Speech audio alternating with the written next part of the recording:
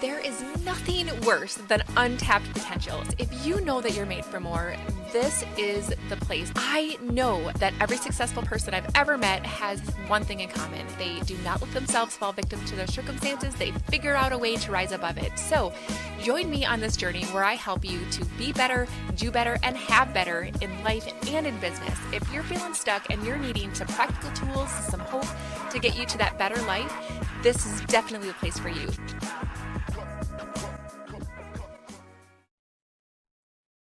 Hey, everyone. Welcome to the Unstuck Podcast. I am your host, Lachelle Weemy, and today we get a chance to talk to the breakthrough queen, Brooke Bownes. You guys, her clients call her that because she helps them break through their stories so quickly, and I can't wait for us to get a chance to know Brooke and all of her amazing wisdom today here inside the Unstuck Podcast. Brooke, welcome to the show. Thank you for having me. It's lovely to be here. So tell us a little bit about you. What in the world are you doing out there to make these breakthroughs happen? How are you serving people these days? I help women that have been through childhood trauma, especially like the mother wound, and a lot of people don't know what the mother wound is, and it's when your mothers had their own wounds, and they kind of and inherited by mainly by daughters as well, and they then become like have their inner child wounds of not feeling good enough, not feeling worthy, not feeling important, and not feeling lovable, and then they spend a lot of them like kind of going to have careers and spend their time in their careers or have children and give all their love and everything to their children, and then when they get to like midlife, it's like, oh my goodness, who am I? As they've lost themselves along the way. So what I really help people to do is to refine themselves again and find their power that they lost along the way through the childhood trauma and experiences that they had, and to like get them to really enjoy the life that they really want to have, feeling that they are worthy, they are lovable, they are important, and they are good enough to do whatever they want to do.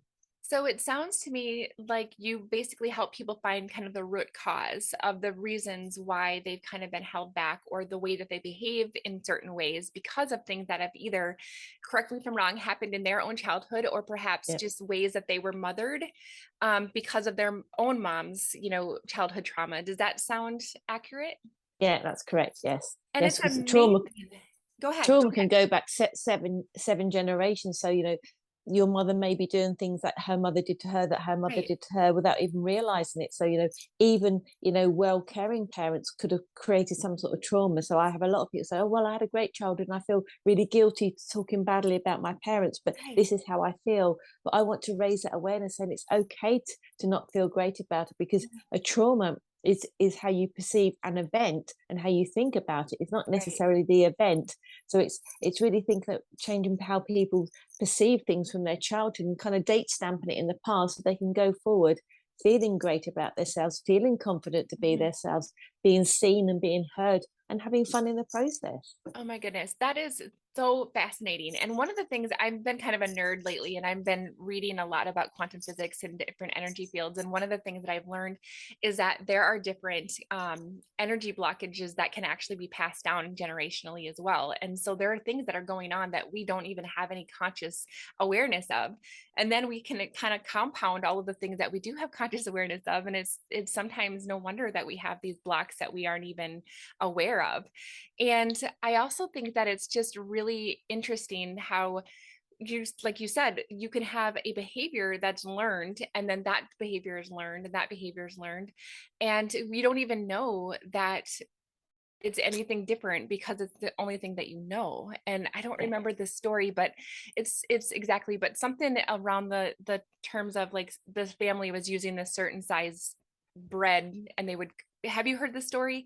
It was like, Yes, I've actually heard the yeah, story. It's about a roast ham, and I actually talk about yes, the story in the yes, book I wrote. yeah, Zig Ziglar told the story where yes, the wife was cooking a roast ham, and she cut the end of it, and her husband said, "Why every Sunday do you cut the end of the roast ham?" And yeah, she said, "Because my mother always done it." And so he said, "I'm going to phone up your mother and find out why." And yeah, she said, "Well, I do it because Grandma always did it." So they went and asked Grandma, yeah, and Grandma cut the end of the roast ham off because her roasting pan was too small. So she had a reason to do it, but her daughter and her yes, granddaughter just took that on, even though their roasting pans were bigger, and they yes, didn't need to cut the end of the ham off. So what I get my clients to do is to get curious about mhm, what beliefs that you're running, do they align with you, or are they beliefs that you've inherited from your parents or your grandparents or from mhm, somebody else? And if they don't align with you, you can actually change them. And when they realize that, because if I had, you know, a pound or a dollar for every person that says, well, that's just the way my family are, or that's just the Yeah. way I am, so Mhm. that's the way it's always going to be. I'd be a lot richer than I am now. So it is like, we don't have to stay how we are. If we're Mhm. happy how we are, great, and that's brilliant, Right. enjoy that. But if you're not happy and you don't feel in alignment with yourself, and you feel like something's missing, you Mhm. feel like something's off, you don't feel like you're really connected to yourself, Mhm. then that's when you need to like check in on your Mhm. beliefs and how the trauma has reacted with that as well. Because we can cognitively and logically know that we're completely safe, but if we don't deal with the trauma in Mhm. our bodies will relive that trauma every Yes. day and send a signal off, and Mhm. send a signal to our mind to say, no, we're not safe, we're not doing that. And even Right. though we want to, and I often get clients come to me and sort of go, I want to do this, and they're leaning forward, but something's stopping me, and they physically feel like they're being blocked. And Mhm. it's because of how the body's reacting. So I work a lot somatically with people in their bodies to help them to release that trauma so they can actually enjoy going to do what they want to do. That is so fascinating and so amazing. And you mentioned your book. Tell us a little bit about your book. Yeah, I don't know if you can. This is going to be on audio, but this is a book.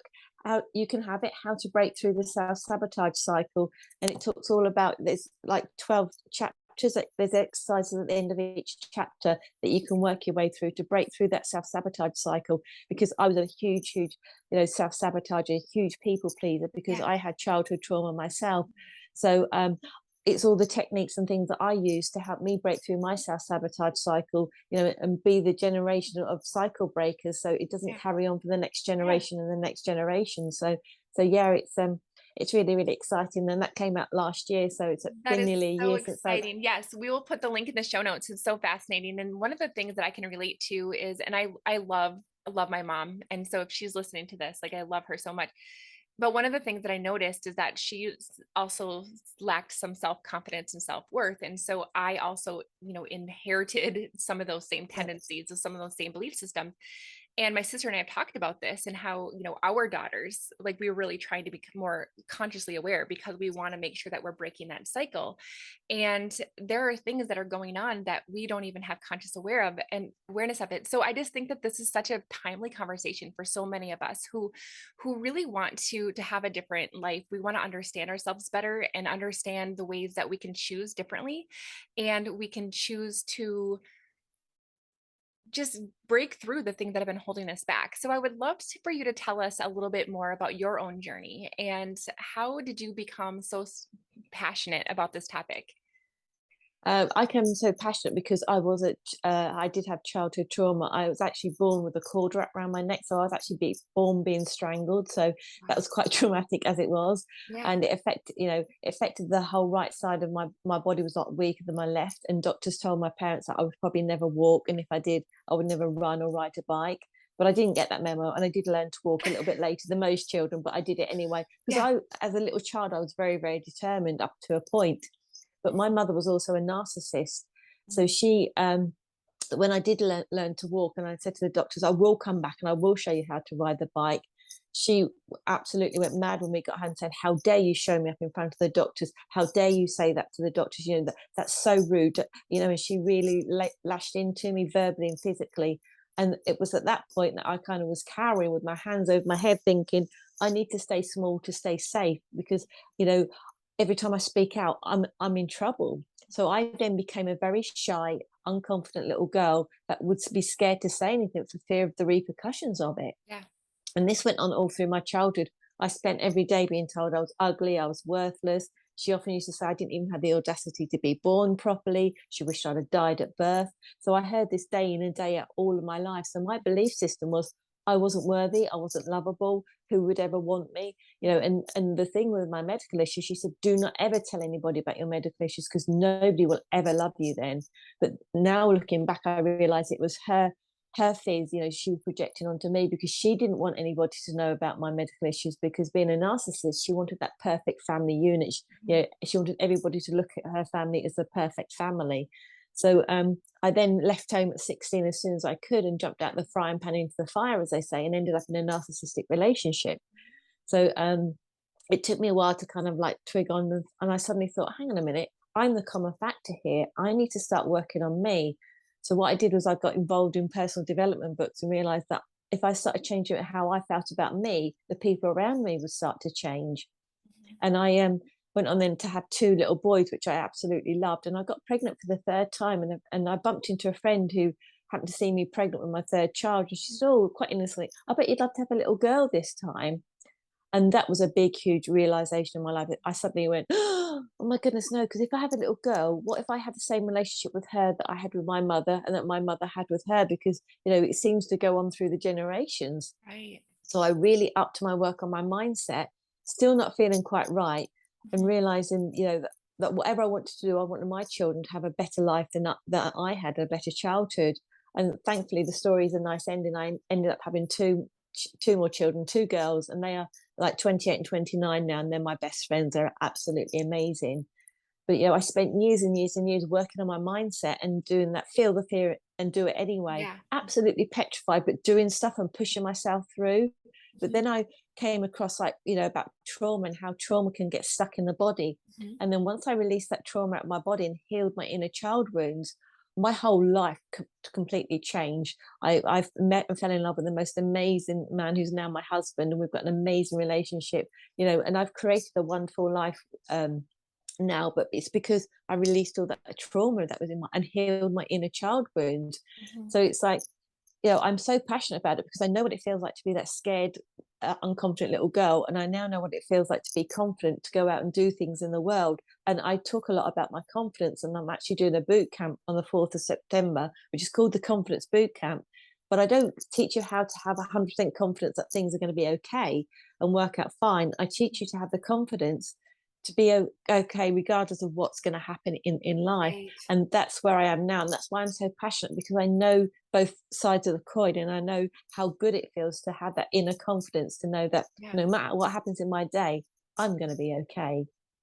That is amazing. There's so much that I can relate to your story, even though I don't have, the same mom, that had that thing with you, but even just the feeling like I needed to dilute myself down or water myself down or, you know, tone it down a little bit to be accepted, and really struggling with my own self-worth and my own self-confidence for years, and really feeling like if I didn't just kind of blend in or be the wallflower, like I wouldn't be accepted.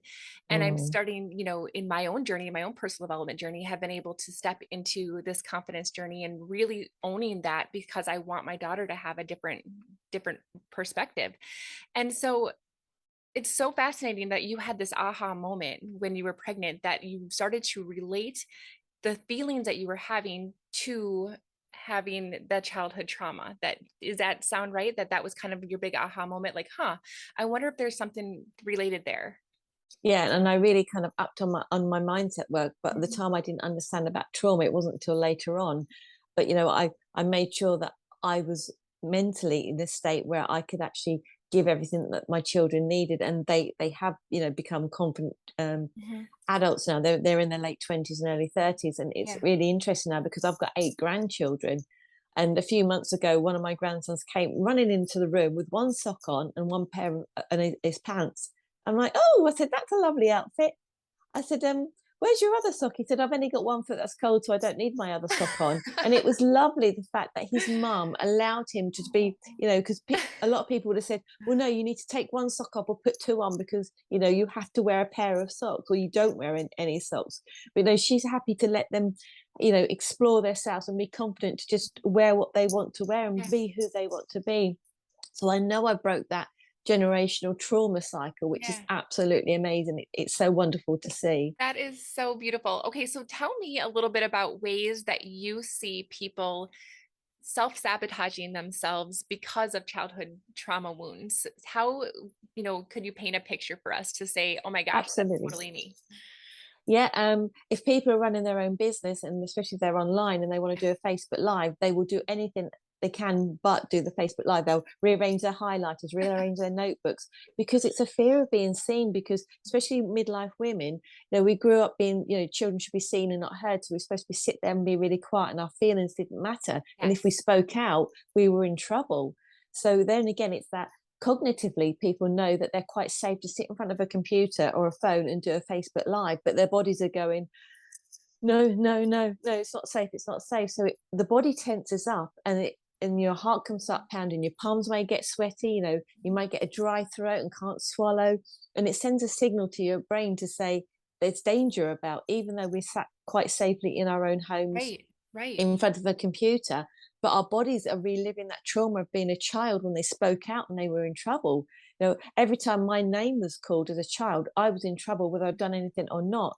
So I can remember, like, if I was in a room and somebody called my name across the room, I'd be going, oh, do they look angry? Do they look upset? What did I say to them last time? Hundreds and hundreds of questions would be going through my head by the time they walked over to me. And they Right. often would just say, hi, Brooke, how are you? And then I'd go, oh, so to say I'm safe again. But now if somebody calls my name across the room, I think, oh, somebody wants to talk to me. And that's all I think now. So it's what I love to do, is to help people to get rid of all that inner chatter and Mhm. those stories that they're running through their head, Mhm. and to realize that, people self-sabotage in all sorts of ways: overeating, Mhm. procrastination, perfectionism. And we have what I call parts come up. So when you want to do something, say we'll use a Facebook Live for example, Mhm. but your body's going, no, we're not safe, we're not safe. You will have a procrastination part or a perfectionism part come in saying, Mhm. if there's a procrastination, or no, I need to go do the laundry, I need to go do the dishes. Or, if they have a perfectionist part, oh no, my hair's not just on point, my makeup's not just sorted out, so I'll do it later. And those protector parts are coming in a bit like a band-aid. So if you can imagine you've got like an open wound on your arm, Mhm. the protector parts are like a band-aid to stop that wound being exposed and Mhm. hurting even more, being poked at. Mhm. So every time you have a protector part come up, so if you're procrastinating, you get angry, you get upset, these are all protector parts. And what I do is I get my clients to celebrate that, because that tells us where we need to work with them to help them to heal, to get curious as to where that protector part thinks it needs, who it needs to protect, because it's always protecting that inner child. It's not protecting you as an adult, but it's seeing you as that little 6-year-old, that Mhm. 5-year-old who wanted to speak out but couldn't, and was scared to do. So Yeah. it's really helping those people. So you can self-sabotage in all sorts of ways. Overeating, perfectionism, procrastination are like the three of the main ones that people tend to do. Yeah. Oh, I'll do it later, or yeah, I'll do it when my hair sorted out, or I'm just going to go get something to eat first, I'm suddenly really hungry. But Mhm. that's emotional eating, and that's another way to Mhm. protect us from, and our bodies do an amazing job of protecting us Mhm. from harm, because our mind's main thing is to keep us safe and keep us alive. So it Right. will do anything it can to keep us safe. And whenever it perceives danger, Mhm. even if there's no actual danger there, it's how we perceive it. Mhm. That's when our bodies react, and it will send a signal to our minds to say, no, we're not doing that. And that's when I explain that to my clients, they're like, oh, that makes so much sense. Now I can understand why I'm not doing it, because I want to do it. My mind's saying, yes, I want to do it, but there's something Yeah. just stopping me. Yeah. And that's what stops people. Well, that's so fascinating. And I know that, many of our subconscious belief systems are formed before we're even 7 years old. So before we have Yeah. the context to be able to say, yep, that doesn't seem right, we just take on and only can accept things that happen to us. And it's stored in our subconscious brain. And our subconscious brain is the autopilot of our body, which tells our body, what to do, makes our heart beat, it makes our, neurotransmitters going where they need to go. And so that makes so much sense that somebody has a desire to do something and their logical brain says, I don't know why I'm so nervous about this. I'm just sitting in my living room in front of the computer. I want to do this. My logical brain says, why don't I just do this? But our body starts to react in a way that's what you're saying, is that that's a clue that there's something going on that's Yes. allowing for our body to react in a certain way automatically because of Yeah. some kind of trigger belief system inside of our subconscious, right? Yeah, it's that trauma that's stored in the body. So it's like realizing that you can do all the mindset work you like and say, yes, yes, I'm going to do this Facebook Live, Mhm. I'm going to do this, up until the point you go to do it. Yeah. And if your body reacts in a way and Mhm. you suddenly like tense up, Right. it's like your body's like, okay, where's the danger? Mhm. Your mind's going, where's the danger? And it's like, okay, stop doing that, because that's going to be dangerous. It doesn't matter what it is. If you react in your body, it will send a signal to your subconscious mind to say, we're not safe, so don't do that. Yeah. Even if we know logically we are perfectly Yeah. safe. So you're saying too that our body just reacts it because some of that energy is stored inside of our bodies. So if Yeah, our body reacts to it, then it's also like a reinforcement to our subconscious yeah, saying like we're not safe. So it's like this cycle that's going on in the background and we don't even yeah, realize it, which is why it's so important for us to be able to recognize those core wounds so that we can yeah, address them and we can, because oftentimes I think too that we shame ourselves into thinking, why am I not stronger? Like I know I want to do this. Why am I not doing it? And then that just, makes that cycle go down even further because now we're shaming ourselves for it. And so I yeah. think just recognizing that and having some grace with that. So tell me a little bit about what are some of the common wounds that you see people have that are carrying with them? Because yours was very, dramatic, right? Like you were, emotionally and verbally abused as a child. And sometimes people will listen and be like, yeah, just like you said, I had a great childhood. What are some of the core wounds that you have seen with the people that you work so that, we as listeners can say, okay, well, there's nothing wrong with me. Like, this is just how I perceived this, or yes, this is exactly what made Yeah. sense. I've got a classic example. I had a lady come to me with a real big money block, and she said, I can't work out. Because my parents were really lovely and they taught me everything they could about money. And I Mhm. said, well, tell me the story of how they taught you about money. And what they did was when she was a little girl, when she did little odd jobs around the house, they used to give her pennies. But when we dug deep, she perceived that as I'm only worth pennies. So that inner core wound was I'm not worthy of anything because I'm only worth pennies. Mm. And that stopped her actually going out and earning the money she wanted to earn. Or she did earn money, she got rid of it very quickly because it didn't feel right to her. Because her inner core wound was I'm only worth pennies. So if I've got anything more than pennies, that's not me.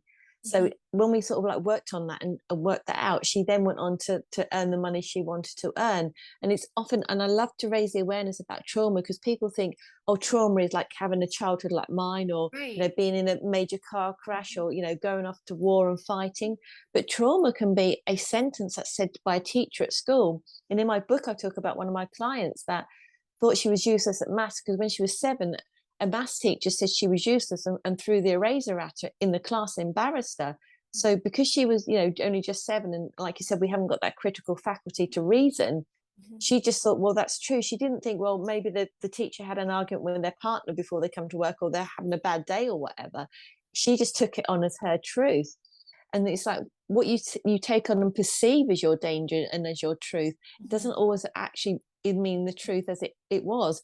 If you actually sort of said, if people come to me and say, my mother or my father did that, I said, well, if you actually spoke to your mum and dad about what they did, how Mhm. do you think they would say? They said, well, they'd probably be devastated because they wouldn't have wanted that to have happened to me. But Right. it's how we perceive it. You could be bullied at school. A child could say something to you at school.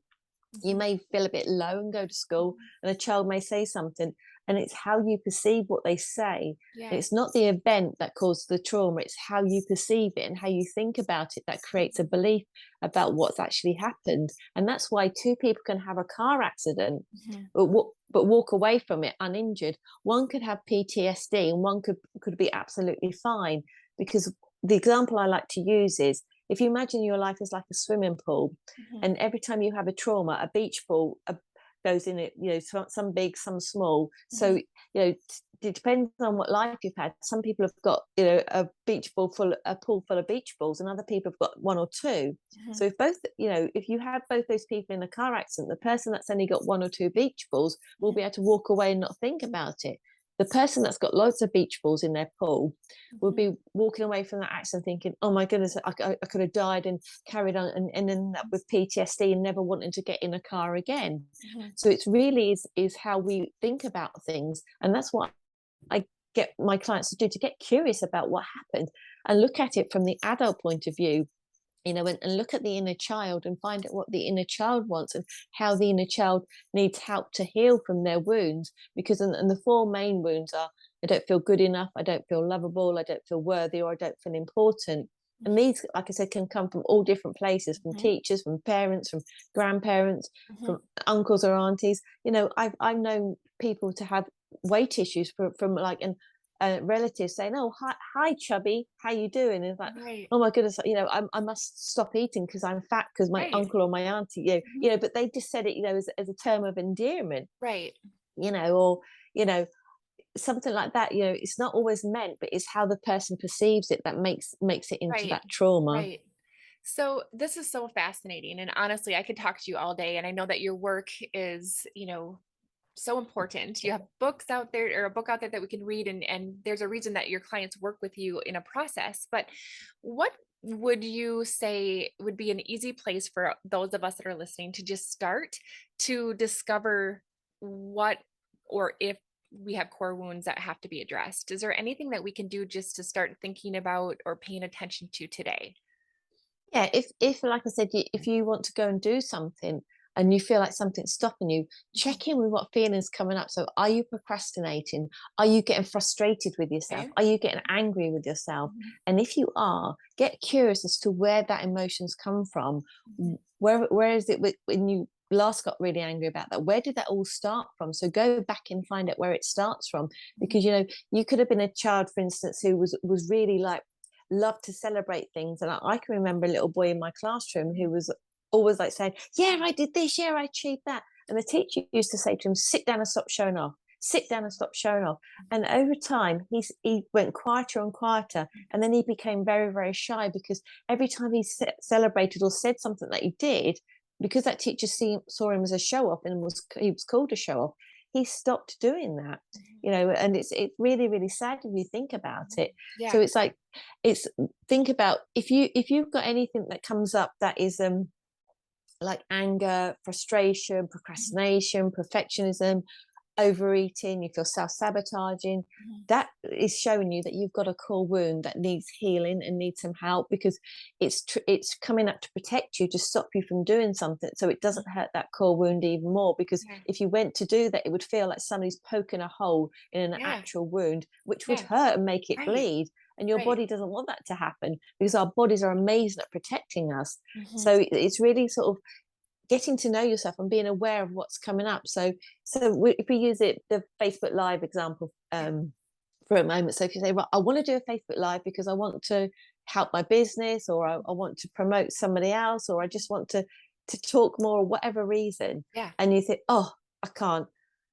Oh no, my hair's not right today." It's like, or I don't know what to say, and who's going to believe me anyway? Mhm. And one of the classics is, what will people think of me if I Yes. do that? Yes. So if Mhm. people had that thought come up in their head, it's like, it's check in with those thoughts, because often we're told to like just push them thoughts away and not worry about them and get on with it. But actually Right. get curious about those thoughts, answer those thoughts as well. It's like, have that conversation, because those thoughts that are coming up is your body's way of saying, just to let you know, last time we did something like this, we got into a big lot of trouble, because we were feeling like that. Our bodies are feeling like that little 6, 7-year-old Yeah. child, Yeah. and it's kind of like tapping on the shoulder, saying, "Oh, maybe we shouldn't do that." So it's like getting curious and saying, "Actually, now I'm a whatever age adult, and I'm Yeah. okay, and I'm going to be able to do this." So it's really about raising the awareness of how you feel about yourself, Mhm. and getting curious to where it comes from. Mhm. Look back to see how your mother acted, how your grandmother acted,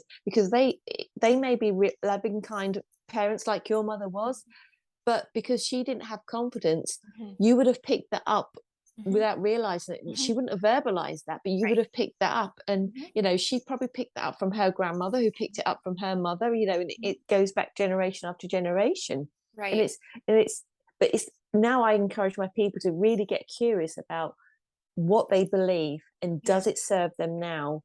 Is it serving them, or is it holding them back? If it's serving you and helping you, great, carry on. Mhm. But if a Mhm. belief is holding you back, Right. get curious as to whose belief it is, because it's not going to be your belief. You'll have inherited it from Right. somebody else. You can give that belief back to somebody, and then have your own belief. You can change your belief completely about how you Right. feel about yourself. Right. And one of the things that I've been able to do over time in my own self, development, is I've identified two of those incidences in my life. And so when you say that, okay, I recognize that I have a block here, and you go back and you try to think about the earliest time that you remember feeling that emotion, is that kind of what you were saying? Yeah. Okay, so let's just say, I'll just tell you guys that if you guys have been listening to the Untucked podcast for a while, you probably heard both of these stories. But one of my core wounds that I recognized was when I was really little. I was the oldest of three kids. My mom got married when she was 20, had me when she was 21, three kids by the time she was 25. And I remember feeling like I wanted her attention and being a bother to her because she was an overwhelmed young 25-year-old with three young kids in the middle of nowhere on a farm. So, like, as an adult, I know that she was doing the best she could, and goodness sake, she was probably just having a really bad day. But my little heart said, I'm a bother to you, right? And Mm. so, another, and so I know, like, as an adult, like, she did the best she could, like, and she would feel terrible if she knew that that was something that I was carrying with me. And so, what you're saying is that we can start to look at it from a different perspective and start having different memories around it. Yeah, yeah, and it's like looking back to and talking to your inner child. So, Mhm. so like talking to yourself as that 5-year-old, a 6-year-old, and saying, what is it you need right now? And you can, as the adult, can then reparent that child and give that child what they need to help you to heal. And that's how I help my clients. I go into a lot more detail, obviously, with my clients, Yeah, but yeah. that it's just really getting to know that inner child rather than being scared of it and thinking, oh well, I'll just leave that part there because Mhm. I'm surviving as I am. Yeah. And I spent a lot of my life saying I'm surviving. I'm not going to have therapy. I'm not going to have any coaching because I'm surviving. But it got to a point where I wanted to thrive. So I then invested in coaches and therapists to Mhm. actually help me to Right. deal with all Yeah. this. And though the other example that I have, in this is, slightly different in the way that when I was fifth grade, I was not invited to my best friend's birthday party. And I didn't find out till later that she had a birthday party and that they had accidentally actually called me from the landline and from all the different phones in the house, and basically were trying to trick me and telling her to ask me what I think of certain people while they all listened. And what's interesting about it, so that was a very early on thing where, like, I'm not good enough, I'm not Mm. accepted, I'm different, all those things, right? But what's fascinating is that when I look back at that, I actually start to wonder how accurate was that memory. And I think that sometimes when we have a memory and we keep playing it in my head, that might even not be an accurate memory. It might be parts of it, but I perceived it in one way. And so I think that that's really powerful too, is to recognize that if I were to ask her about that now, maybe she wouldn't even remember it, or maybe she would remember it differently. So what are your thoughts around that? Yeah, exactly. It's how we perceive things, Mhm. because like, I said the example of my client with the maths teacher. Now, if we go back and say to the maths teacher, do you think that this child is no good at maths? He would say, no, absolutely not. She was great at maths, but it was how she perceived it and how she saw it because he was just having a bad day and he blurted out something and Mhm. she took it one way. It's Mhm. exactly like the client whose parents were paying her pennies. They're thinking they were teaching the value of money, but Right. she perceived it as I'm only worth pennies. Right. Right. So it's how we perceive things. Things can happen a bit. Two people can be in the same room experiencing the same thing and tell two completely different stories because of it depends on how they see things through their view of the world, how Mhm. they've filtered it. Yeah. So it is all about how we perceive it, and that's how we can change our perception of things and how Mhm. we feel about things, and date stamp them back into the past where they belong, Mhm. so we can move forward into the future. Yeah. So if you were to parent that fifth grader, right? So, how would you reframe that so that I could essentially see it differently? Like, I'm just curious with this example, just to give people an Yeah, idea of what it is yeah, that you do. absolutely. Yeah. So it's like it's going back to how you felt about it, and then thinking, okay, what do you think was happening with that little girl for her to feel that she needed to do that as well? Mhm. Because she would have had inner child wounds as well that she was trying to deal with of not feeling good enough. So maybe she was doing that to make herself feel better in front of all the other children. So Mhm. it's understanding that and getting curious about other people, because Mhm. when people say things, if people are angry and they're upset, Yeah. it's never at you personally. They're not heading towards you. It's just they're projecting out how they feel about themselves. And one of the things I will say to people is, and I've done this on stage when I've talked on stage and said, I'm going to tell you all something that none of you are going to believe now. And they're all like, oh, that's interesting. How can you? And I said, yeah, I would put money on that, and they're like, Yeah. oh, that's interesting. Yeah. And then I will go ahead and say, okay, you are a purple alien. Okay, now I've got that face everybody gives it that you just Yeah. give me, and you'll probably think, okay, where's Brooke going with this? Okay, you've put that straight back onto me, thinking, where's Brooke going with this? Mhm. Because your belief system is that you are not a purple alien, so it didn't phase you at all. You just thought, okay, where's Brooke going with this? Right. But now if I said to you, actually, you don't look very confident today. I can see that you didn't have that confidence as a child. Mhm. You're like, oh, okay, and you're nodding, yeah, yeah, agree, because that's a belief that you've got. So you took that inwards. Right. So Yeah. it's understanding your belief system, and when I say about the purple alien, you bounce it straight back at me as if to say, well, where you didn't even think 1 minute Yeah. millisecond that you were a Yeah. purple alien. Right. You were Yeah. just curious as to where I was going. But Right. when I said something that you did believe, you were like, yeah, Mhm. Mhm. yeah, you know. So and it's a really good way to gauge your own belief system about yourself. So when that happened with you as a fifth grader, like your belief was that you wasn't good enough, so you brought into that story instantly Mhm. that she was right. But it's Mhm. actually thinking about how your friend was acting at the time Mhm. and why she was acting like that. So it's picking it all to pieces Mhm. and recreating a different story about it. There's the Yeah. same memory, but just recreating a different Yeah. story completely Yeah. about it. Now, if you go back and ask her, she probably would say, yes, it did happen like that, but I wasn't feeling great about myself, and I just wanted to feel better about myself, and I'm really sorry that Mhm. happened. Yeah. Because we all have these inner child wounds, and when Right. we're triggered, um they we react from our fight or flight, or freeze, rather than actually from our sort of logical brain, so we Right. act completely differently. Yes. That is so fascinating. You are so brilliant, and all of the things that you're doing, and I'm going to be the guinea pig, guys, because I want you all to have the healing. I want you all to have the the courage to feel the fear and do it anyway, and to be willing to face this stuff so that you can stop sabotaging your own future Mm, when you don't even realize that you're doing it. And one of the things that you mentioned early on in our conversation was your own children. And I just have to ask this question because I'm sure that my audience is going to want to know this too. As a parent, we're going to mess up on a daily, right?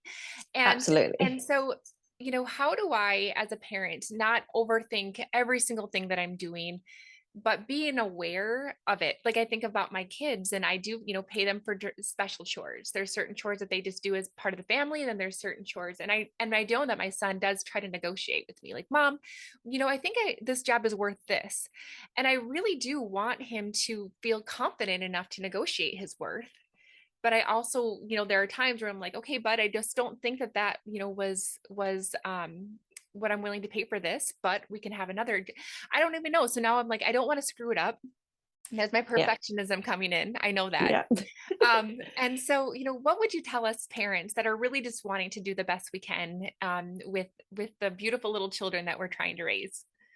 First of all, accept that if you're going to be a parent, you're going to mess it up, guaranteed.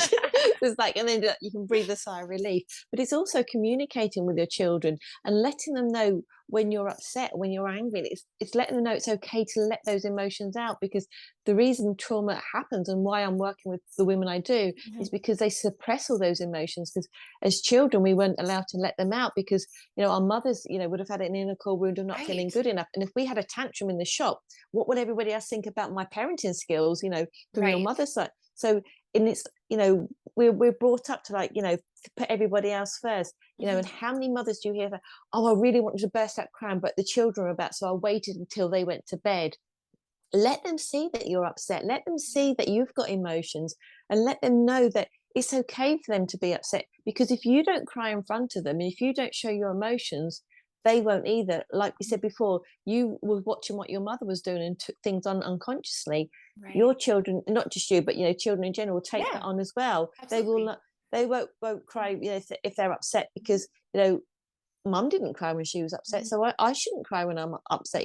Mum didn't get angry. Even if we're Yeah. seething underneath and we're trying to be really calm for the sake of the children, Right. it's okay to, like, show that you're angry, and tell them why you're angry. Tell them why you're upset. Mhm. So you communicate with them, so you Yeah. don't scare them. Suddenly Right. just go into a rage, but actually say that I'm really angry because I'm having a bad day. I've got a headache. I've got stomach, or whatever it is. Right. Let Right. them know what's going on, because children will pick it up anyway. So if you Right. communicate with them, they will feel safe and secure, so Yeah. they won't end up with those inner child wounds of not feeling good enough or not feeling worthy because mum's acting really strange, but we don't know why, because they Yeah. will pick up that you're not feeling great.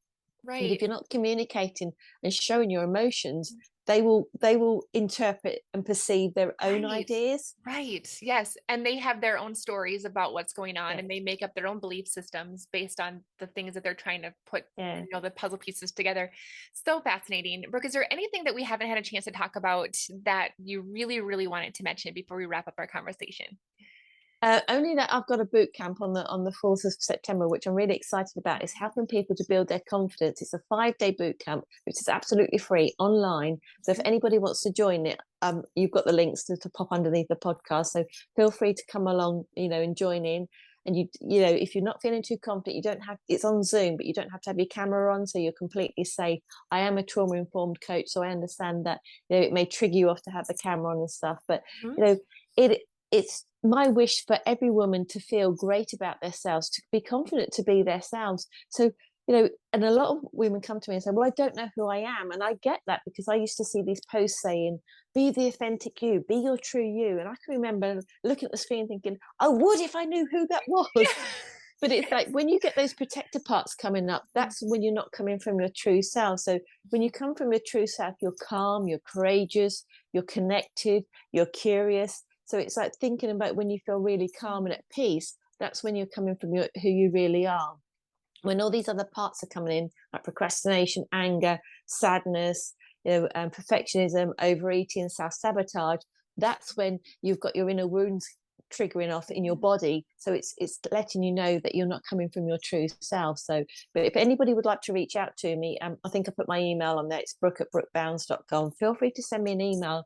And I do offer a 30-minute free consultation as well to have a chat with people as well. And we can do a lot of work in 30 Oh my minutes. So goodness. I love that. Thank you so much for spending time with us today. You guys, if you haven't already, make sure that you're taking a screenshot, posting this on your stories, sharing this episode out on your social media.